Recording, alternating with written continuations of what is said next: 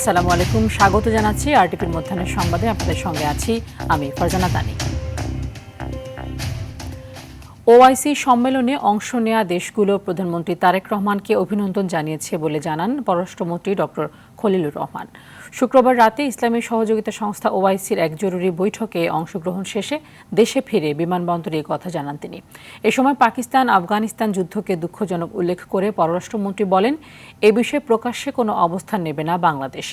এদিকে এই সফরকে সফল ও আশাব্যঞ্জক বলে জানান প্রধানমন্ত্রীর পররাষ্ট্র বিষয়ক উপদেষ্টা হুমায়ুন কবির।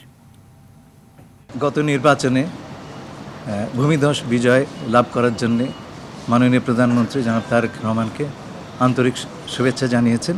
তারা আশা প্রকাশ করেছেন তার নেতৃত্বে বাংলাদেশ একটা দীর্ঘকালীন রাজনৈতিক স্থিতিশীলতা এবং ব্যাপক প্রবৃদ্ধি অর্জন করতে পারবে। বাংলাদেশ জামায়াতে ইসলামে আয়োজিত ইফতার মাহফিলে আজ অংশগ্রহণ করবেন প্রধানমন্ত্রী তারেক রহমান। রাজধানীর চীনমৈত্রী সম্মেলন কেন্দ্রে এর আয়োজন করা হয়েছে। বিএনপির মিডিয়া সেল থেকে বিষয়টি নিশ্চিত করা হয়েছে। এছাড়া সকাল 10টায় প্রধানমন্ত্রীর তেজগাঁও কার্যালয়ে কর্মচারী ও অধীনস্থ দফতর প্রধানদের সঙ্গে মতবিনিময় সভায় অংশ নেন প্রধানমন্ত্রী। এরপর বিকেলে তিনি জামায়াতের ইফতার মাহফিলে যোগ দেবেন। এর আগে গত 25 ফেব্রুয়ারি সচিবালয়ে প্রধানমন্ত্রীর সঙ্গে সাক্ষাৎ করে ইফতার মাহফিলের আনুষ্ঠানিক আমন্ত্রণপত্র পৌঁছে দেন জামায়াতে ইসলামের সেক্রেটারি জেনারেল মিয়া গোলাম পারওয়ার ও সহকারী সেক্রেটারি জেনারেল মাওলানা আব্দুল হালিম।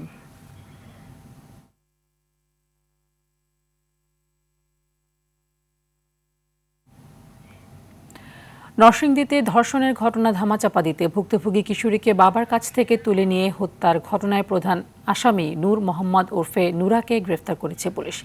শুক্রবার রাত 9টার দিকে গাজীপুরের মাওনা এলাকা থেকে তাকে গ্রেফতার করা হয়। একই সময় ময়মনসিংহের গৌরীপুর থেকে অপর আসামি হজরত আলীকেও গ্রেফতার করেছে নরসিংদী পুলিশ। এ নিয়ে কিশোরী হত্যা মামলার 9 আসামির মধ্যে 7 জনকে গ্রেফতার করা হয়েছে। এসব তথ্য নিশ্চিত করেছেন নরসিংদী পুলিশ সুপার মোহাম্মদ আবদুল্লাহ আল ফারুক। এদিকে মামলায় গ্রেফতার আসামি মোহাম্মদ আলী দেওয়ানকে ইউনিয়ন বিএনপির সহ সভাপতির পদ থেকে বহিষ্কার করেছে সদর উপজেলা বিএনপি। বৃহস্পতিবার দুপুরে নরসিংদী সদরের মহিষাসুরা ইউনিয়নের একটি সরিষা ক্ষেত থেকে 15 বছর বয়সী ওই কিশোরীর মরদেহ উদ্ধার করা হয়।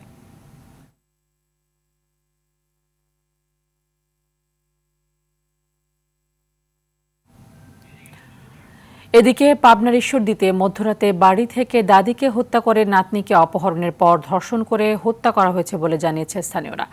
গতকাল রাতে উপজেলার দাসুরিয়া ইউনিয়নের ভবানীপুর এলাকায় এই ঘটনা ঘটে। নিহতরা হলেন সুফিয়া বেগম ও তার নাতনি জামেলা।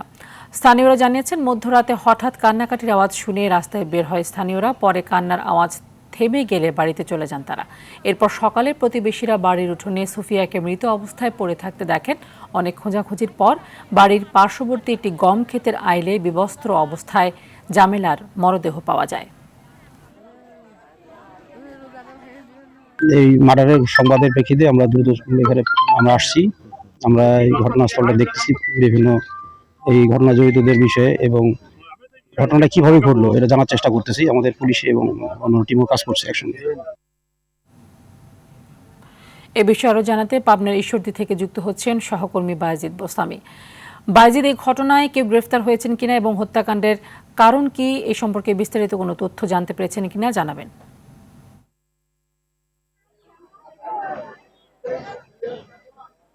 এই মুহূর্তে আমি ঈশ্বরদীর ভবানীপুর এলাকায় রয়েছি, যেখানে দুটি হত্যাকাণ্ডের ঘটনা ঘটেছে। আমার পেছনে যে বাড়িটি দেখতে পাচ্ছেন, এই বাড়িটি হচ্ছে জয়নাল নামের এক ব্যক্তির। জয়নাল এবং তার মা এবং তার মেয়ে এই বাড়িতে বসবাস করতেন। তো গত কয়েকদিন হলো জয়নাল বাড়ি থেকে ঢাকায় গিয়েছে, অর্থাৎ এখানে তার মা এবং মেয়ে বসবাস করেন। তো গতকাল রাতে তারা ঘুমিয়ে পড়েছেন। সকালবেলা প্রতিবেশীরা যখন তাদের ডাকাডাকি করতে যায়, সেই সময় দেখেন যে বাড়ির উঠোনে এই যে দাদি রয়েছে সুফিয়া, তার মরদেহ পড়ে আছে এবং অনেক খোঁজাখুঁজির পর এক পর্যায়ে নাতনি জামেলা তার মরদেহ বাড়ির পাশের একটি গম ক্ষেতের আইলে পাওয়া যায়।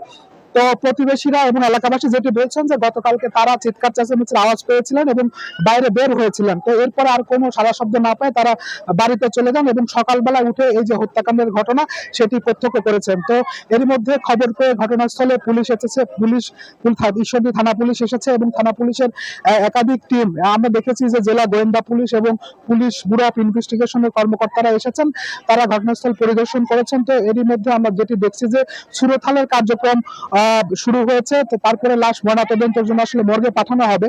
তবে আমরা পুলিশের সাথে কথা বলেছি, পুলিশ এখন পর্যন্ত গণমাধ্যমের সাথে সেভাবে আনুষ্ঠানিকভাবে কোনো কথা বলেননি। ঈশ্বরদী সার্কেলের অতিরিক্ত পুলিশ সুপারের কাছে জানতে চেয়েছিলাম, তিনি আসলে গণমাধ্যমকে এড়িয়ে গেছেন।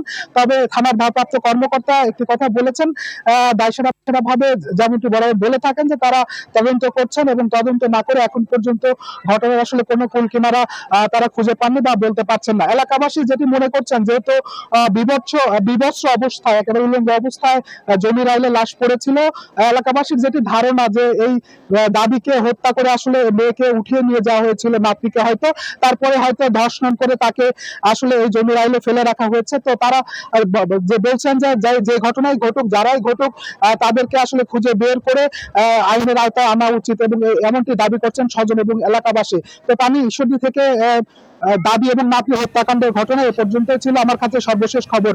তানি, ধন্যবাদ আপনাকে। চট্টগ্রামের মিরসরাইয়ে শিশু ধর্ষণ মামলার প্রধান আসামি মোহাম্মদ আনোয়ারকে গ্রেফতার করেছে র্যাব। উপজেলার খান সিটি সেন্টার থেকে তাকে গ্রেফতার করে র্যাব ৭ চট্টগ্রামের একটি আভিযানিক দল। আনোয়ার উপজেলার পূর্ব দুর্গাপুর গ্রামের মফিজুর রহমানের ছেলে। মামলার এজাহার অনুযায়ী গত ১১ ফেব্রুয়ারি ৬ বছরের শিশুটি আনোয়ারের ছেলের সাথে খেলতে তাদের ঘরে গেলে তাকে ধর্ষণ করে সে। পরবর্তী আইনানুগ ব্যবস্থা নেওয়ার জন্য গ্রেফতারকৃত মোহাম্মদ আনোয়ারকে জোরারগঞ্জ থানা পুলিশের কাছে হস্তান্তর করেছে র্যাব।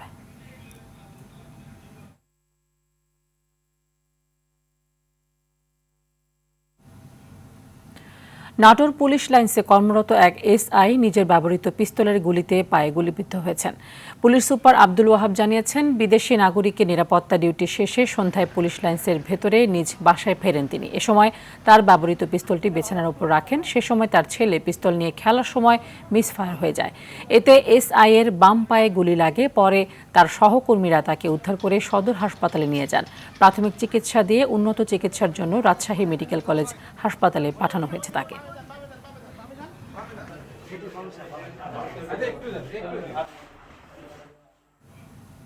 হবিগঞ্জের আজমিরীগঞ্জ উপজেলার উজানপাড়া গ্রামে আধিপত্য বিস্তারকে কেন্দ্র করে দুই পক্ষের মধ্যে ঘণ্টাব্যাপী সংঘর্ষে নারী পুরুষ সহ অন্তত ৪০ জন আহত হয়েছেন। এ সময় উভয় পক্ষ দেশীয় অস্ত্রশস্ত্র নিয়ে সংঘর্ষে জড়িয়ে পড়ে। শুক্রবার রাতে এই ঘটনা ঘটেছে। খবর পেয়ে পুলিশ ঘটনাস্থলে গিয়ে পরিস্থিতি নিয়ন্ত্রণে আনে। গুরুতর আহতরা উপজেলা স্বাস্থ্য কমপ্লেক্স সহ বিভিন্ন স্থানে চিকিৎসা নিচ্ছেন। পুলিশ জানায়, বিরাট উজানপাড়া গ্রামের সাবেক ইউপি চেয়ারম্যান ও ইউপি সদস্য সমর্থকদের মধ্যে দীর্ঘদিন ধরে এলাকার বিভিন্ন বিষয় নিয়ে বিরোধ চলছিল। এর জেরে গত কয়েকদিন ধরে উত্তেজনা বিরাজ করছিল।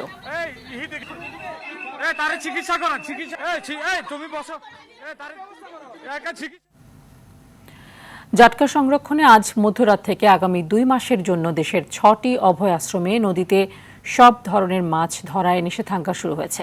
চাঁদপুরের মতো উত্তর উপজেলার ষাটনল থেকে আমিরাবাদ বাজার পর্যন্ত ৩০ কিলোমিটার, হামচরের চর ভেবরি পর্যন্ত ৭০ কিলোমিটার এবং ভোলার মেঘনা তেঁতুলিয়া নদীর ১৯০ কিলোমিটার সহ অন্য অভয় আশ্রমগুলোতে অবরোধের সময় মাছ আহরণ সম্পূর্ণ নিষিদ্ধ করেছে প্রশাসন। নিষেধাজ্ঞা অমান্য করলে ২ বছর পর্যন্ত কারাদণ্ড বা সর্বোচ্চ ৫,০০০ টাকা জরিমানা গুনতে হবে জেলেদের। অবরোধের সময় নিবন্ধিত জেলেদের ৪ কিস্তিতে ১৬০ কেজি চাল দেবে সরকার। এ বিষয়ে আরও জানাতে পটুয়াখালী থেকে সরাসরি যুক্ত হচ্ছেন সহকর্মী মুফতি সালাউদ্দিন। সালাউদ্দিন, মাছ ধরা নিষেধাজ্ঞা নিয়ে জেলেরা কি বলছেন এবং প্রশাসনের প্রস্তুতি কেমন দেখছেন, বিস্তারিত জানাবেন।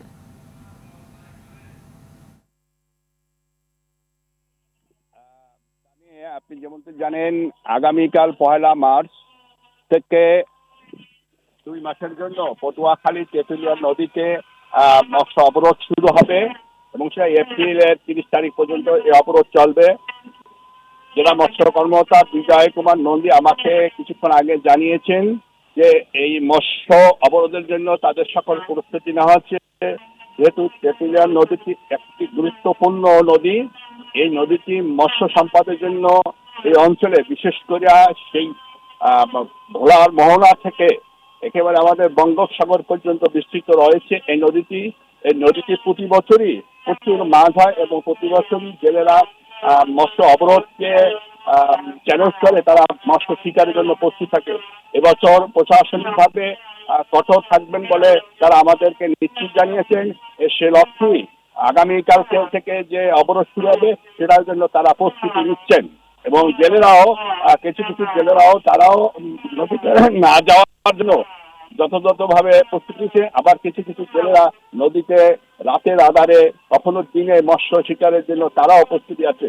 তো আগামীকালকে থেকে যে মৎস্য অবরোধ শুরু হবে সেটা আমাদের পটুয়াখালী তেঁতুলিয়া বা পটুয়াখালী জেলা প্রশাসন বা মৎস্য বিভাগের জন্য একটি বড় চ্যালেঞ্জ হয়ে দাঁড়াবে বলে মনে করছেন আমাদের এই অঞ্চলের সাধারণ মানুষ। তাই এই ছিল আমার কাছে সর্বশেষ সংবাদ। ধন্যবাদ আপনাকে। শিশু প্রহর দিয়ে শুরু হয়েছে অমর একুশে বইমেলার তৃতীয় দিন। সকাল 11টায় মেলার মূল দ্বার খোলার পর শিশুদের ছোটাছুটিতে মুখরিত হয়ে উঠেছে বইমেলা প্রাঙ্গণ। ছোট্ট সোনামণিরা বাবা মায়ের হাত ধরে উপভোগ করছে বইমেলার আয়োজন। চিত্রাঙ্কনের মধ্য দিয়ে শুরু হয় তাদের দিনের শুরু। এরপর শিশু প্রহরের বিশেষ আয়োজন পাপেট শো দেখে হৈ হুল্লোড়ে মেতে ওঠে তারা। শিশুদের বইয়ের সাথে সখ্যতা গড়ে তুলতেই মেলায় আনছেন অভিভাবকরা। শিশু প্রহরের আয়োজন চলবে দুপুর 1টা পর্যন্ত।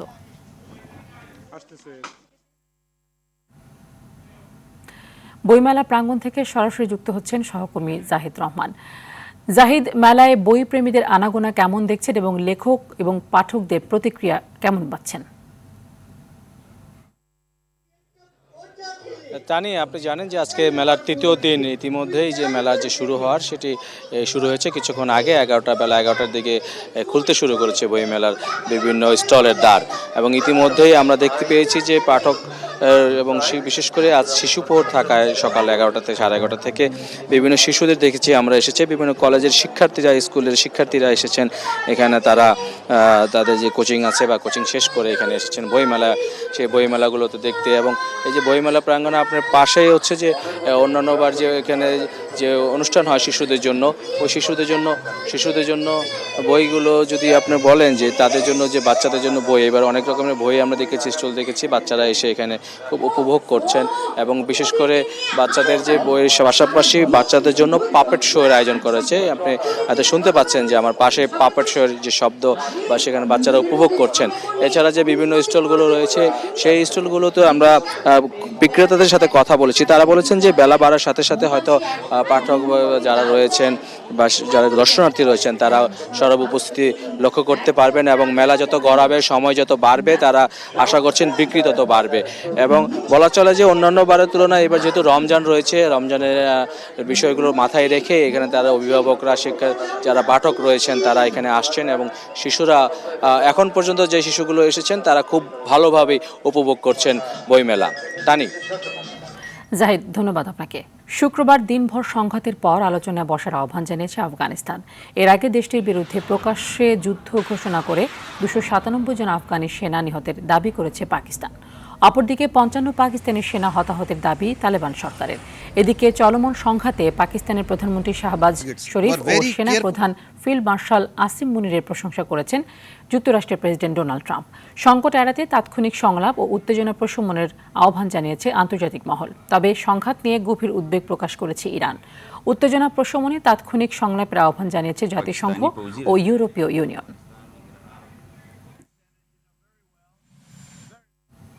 মধ্যাহ্নের সংবাদ এ পর্যন্তই। দুপুরের সংবাদ 1:45টায় দেখার আমন্ত্রণ রইল। ধন্যবাদ সবাইকে।